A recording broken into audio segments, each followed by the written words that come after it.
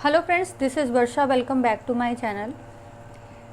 Target CTET 2023 के previous year question की series में आज हम 2014 का एसएसटी पेपर कराएंगे, यानी कि सामाजिक विज्ञान सामाजिक अध्ययन का पेपर। तो इसका जो पहला पार्ट है वो हमने 1 to 30 क्वेश्चंस का पहले करा दिया है। कल आप चैनल पर जाकर उसको देख सकते हैं। आज हम क्वेश्चन 31 से 60 तक के कराएंगे। तो पहला क्वेश्चन आपका है कि 19वीं सदी में ब्रिटेन के औद्योगिकरण के साथ निम्नलिखित में से कौन सा परिवर्तन हुआ। क्वेश्चन भी आपके एज इट इज़ रिपीट हो सकते हैं, बट आप एक्सप्लेनेशन पर भी ज़्यादा फोकस करिएगा, क्योंकि एक्सप्लेनेशन से भी क्वेश्चंस आपके बन जाते हैं। ठीक है, तो 19वीं सदी में ब्रिटेन के औद्योगिकरण के साथ निम्नलिखित में से कौन सा परिवर्तन हुआ। तो भारत ब्रिटिश औद्योगिक उत्पादों के लिए बड़ा बाजार बन गया। ठीक है, इसमें क्या होगा कि जो ब्रिटिश औद्योगिक उत्पाद हैं उनके लिए भारत एक बड़े बाजार के रूप में सामने आया। 32 है, भू राजस्व के कौन से समझौते में राजाओं और तालुकादारों को जमींदारों के रूप में मान्यता दी गई। तो स्थायी समझौता। एक्सप्लेनेशन देख लीजिए कि 1793 ईस्वी में गवर्नर लॉर्ड कॉर्नवालिस द्वारा स्थायी भू राजस्व व्यवस्था को लागू किया गया। ऐसे भी पूछ लेंगे भू राजस्व व्यवस्था को किसने लागू किया, तो आपको पता होना चाहिए कॉर्नवालिस ने। ठीक है, नेक्स्ट 33 देखते हैं। बेगम हजरत महल ने अंग्रेजों के विरुद्ध भड़काने में निम्नलिखित में से किस नगर से सक्रिय भाग लिया। तो लखनऊ से। ये आपका जो 1857 की क्रांति हुई थी उसमें बेगम हजरत महल ने लखनऊ से जो आगे उस क्रांति को बढ़ाया था। ठीक है, 34 निम्नलिखित में से किस अधिनियम के अंतर्गत भारतीय प्रशासन को ईस्ट इंडिया कंपनी से ब्रिटिश क्राउन को स्थानांतरित किया गया। तो 1858 1857 की क्रांति के बाद में ये मतलब नियम लागू हुआ। ठीक है, एक्सप्लेनेशन देख लीजिए। इस एक्ट के तहत भारतीय प्रशासन के संचालन का कार्य कंपनी से ले लिया गया और ब्रिटिश क्राउन को दे दिया गया। ठीक है, 35 देखते हैं। मध्यकालीन असम में पाइक निम्नलिखित में से क्या थे। तो पाइक क्या थे? अनिवार्य सेना के सदस्य थे। पाइक किसको कहा जाता था? अनिवार्य सेना के जो पैदल सैनिक थे उनको कहा जाता। पाइक से याद रखिएगा, पैदल सैनिक। अब बात करते हैं 36 की। मणिग्राम और नानदेशी निम्नलिखित में से क्या थे। तो दक्षिण भारत के प्रसिद्ध व्यापार संघ थे मणिग्राम और नानदेशी। चोल शासक परांतक प्रथम ने उत्तर मेरूर अभिलेख में मणिग्राम और नागदेशी संस्था का उल्लेख हुआ है। 37 देखते हैं। नीचे कुछ स्थानों एवं वर्तमान राज्य के नाम दिए गए हैं जहां अनाज और पालतू पशुओं के प्रमाण साक्ष्य प्राप्त किए गए हैं।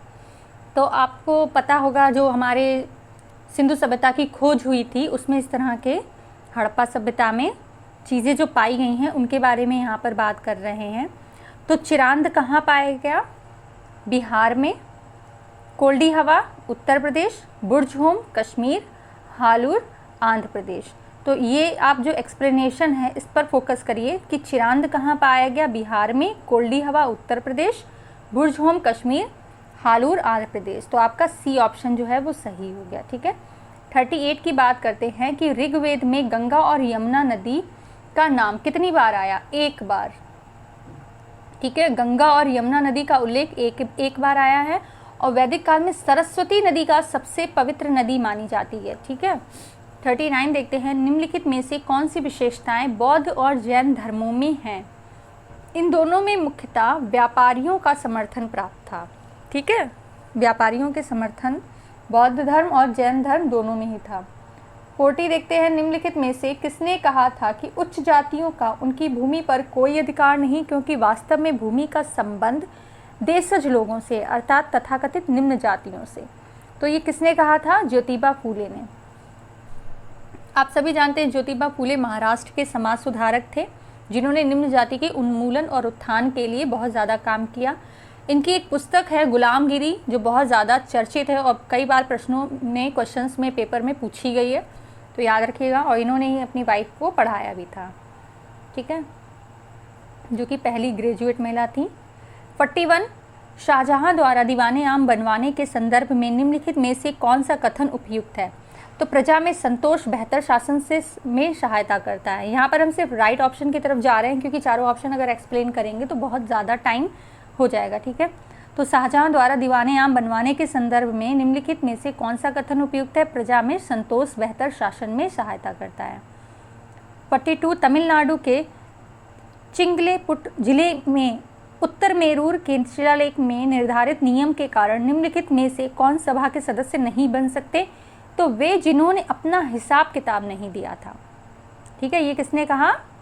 तमिलनाडु के चिंगलेपुट जिले में उत्तर मेरूर के शिलालेख में ये चीज़ समझ में आई है, लिखा हुआ मिला कि वे जिन्होंने अपना हिसाब किताब नहीं दिया है वे सभा के सदस्य नहीं बन सकते। ठीक है, 43 पर आते हैं।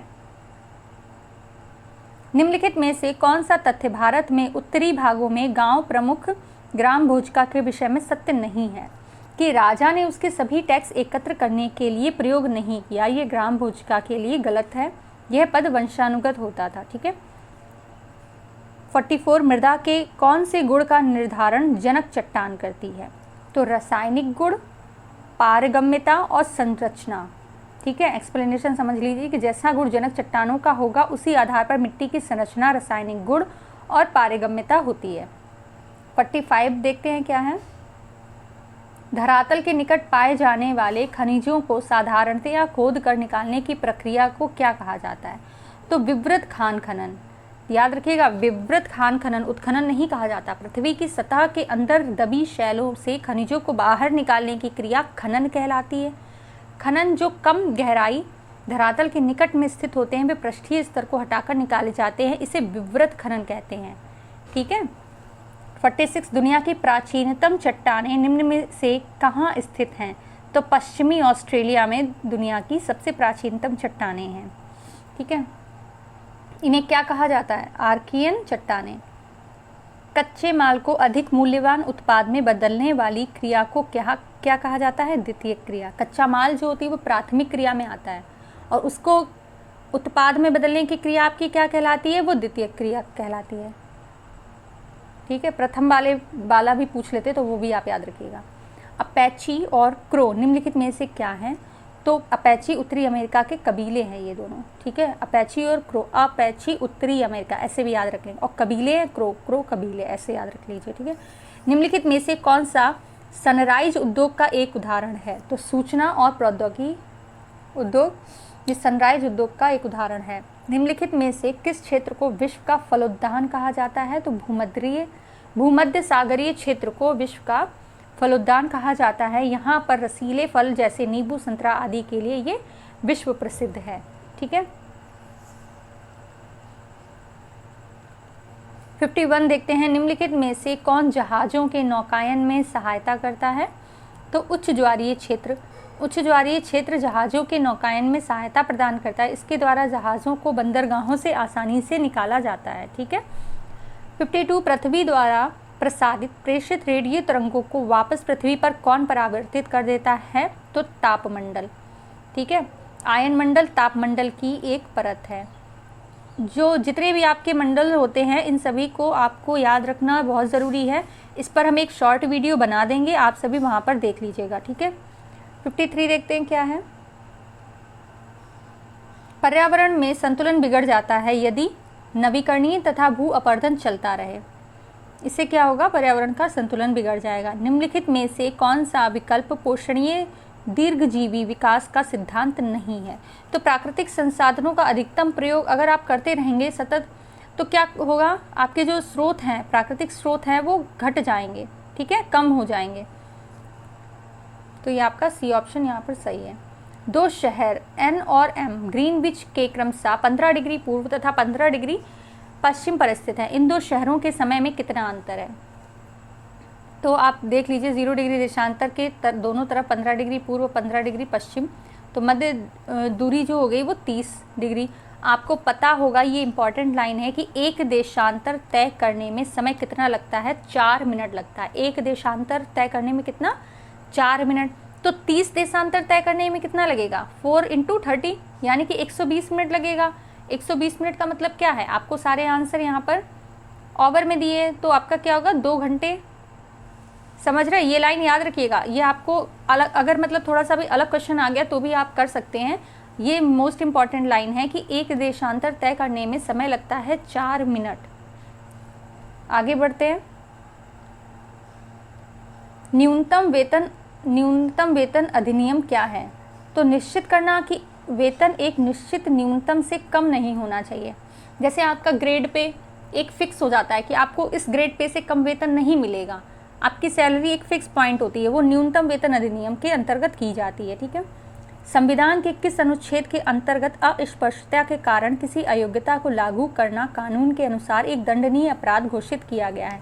तो अनुच्छेद 17, याद रखिएगा 17 अस्पष्टता, ऐसे भी याद रखिएगा 17 आया तो यहाँ पे अस्पष्टता। ठीक है, ये बहुत ज़्यादा इंपॉर्टेंट है और कई बार अलग अलग एग्जाम्स में भी पूछा गया है। 57 क्वेश्चन। 58 देखते हैं क्या है। भारत में असमानता का मुख्य कारण क्या है? तो यहाँ पर गरीबी जो है वो असमानता का सबसे मेन कारण है। ठीक है। संवैधानिक उपचारों का अधिकार नागरिकों के मौलिक अधिकारों की रक्षा करता है। ये अनुच्छेद 32 के अंतर्गत संवैधानिक उपचारों को रखा गया है। इसके तहत क्या होता है, अगर किसी व्यक्ति के मौलिक अधिकारों का हनन किया जाता है तो वह व्यक्ति अपने अधिकारों की रक्षा के लिए न्यायालय में मदद ले सकता है। ये इम्पॉर्टेंट क्वेश्चन है। पॉलिटी के मोस्टली क्वेश्चंस बहुत इंपॉर्टेंट होते हैं। आपको अधिकार, मौलिक अधिकार है और नीति निर्देशक तत्व है, मौलिक कर्तव्य हैं, कम से कम ये 3 पॉइंट तो बहुत अच्छे से आने ही चाहिए। इसका हर एक अनुच्छेद आपको पता होना चाहिए। लास्ट क्वेश्चन है आपका हिंदू उत्तराधिकारी संशोधन अधिनियम 2005 के अनुसार निम्नलिखित में से क्या सत्य है? तो पुत्रों, पुत्रियों और उनकी माताओं का पारिवारिक संपत्ति में बराबर हिस्सा होता है। ठीक है, ये बहुत इंपॉर्टेंट है। तो पॉलिटी के जो कुछ क्वेश्चन टॉपिक अभी हमने बोले हैं उनका हम कोशिश करेंगे कि वीडियो आपके पास आ जाए, जो कि बहुत ही इजी लैंग्वेज में होगा। तो चैनल को लाइक, शेयर एंड सब्सक्राइब ज़रूर करें। आगे भी जो भी पेपर एसएसटी के हुए हैं 2019 तक वो हम कराएंगे। अपने जो भी फ्रेंड सर्कल है जिन्होंने भी सीटेट का फॉर्म फिल किया है उनके साथ भी चैनल को शेयर ज़रूर करें। Thank you so much for watching.